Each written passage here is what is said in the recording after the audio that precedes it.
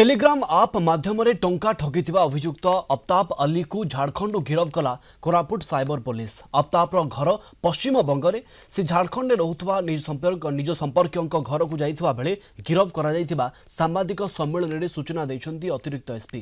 Koraput railway colony रे रोथुबा भारत भूषण बार्गे अभियोग अनुଯାयी cyber police एक मामला रुजु करिथिला। आफ्ताब निकटरू नगद 2 लाख टंका सहित गोटे मोबाइल फोन को साइबर पुलिस जबत करिछि। जेतबले 10,000 डिपोजिट करबा को कहिदिले से टाइम रे पैसा फेरि नथिला। तापरे तांको से माने कहिदिले कि आपण अधिक टंका डिपोजिट करंतु एमती हे कि 80,000 50,000 1 लाख से बारंबार डिपोजिट करि चलिथिले। तांकर कमिशन टंका फेरि नथिला।